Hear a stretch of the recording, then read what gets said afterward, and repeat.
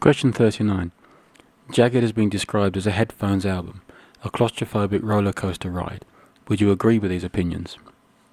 I do think that Jagged, it is a headphones album, yeah, but it's also a very good live album. The thing that the place that I think Jagged doesn't work so well in is in the car, and that's simply because the quieter moments in between the big bits are very quiet, and you actually miss a lot of stuff. I mean, some of the intros, I like the intro to the song Jagged, for example, and you just don't hear it in a car. I've got a fairly noisy car though, so that might be something to do with it. But I don't think it is entirely suitable for listening to in a car, unless you're just prepared to accept that there will be bits where you can't hear much going on.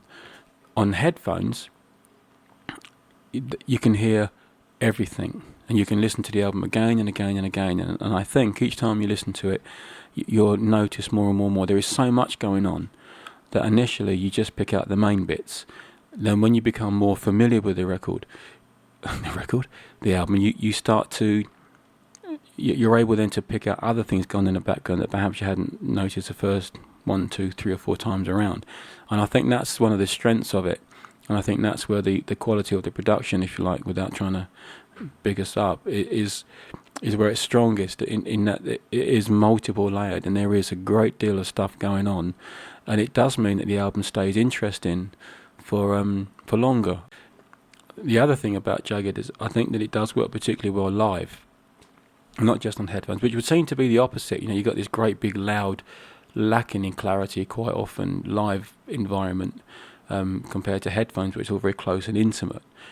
But it does work well live. As far as I know, when we did the launch gig at the Forum, the clarity was absolutely stunning. Aid Fenton and Simon, the soundman, worked closely together that night to make sure that it sounded the way it's supposed to sound, and it was very, very impressive from what I can gather.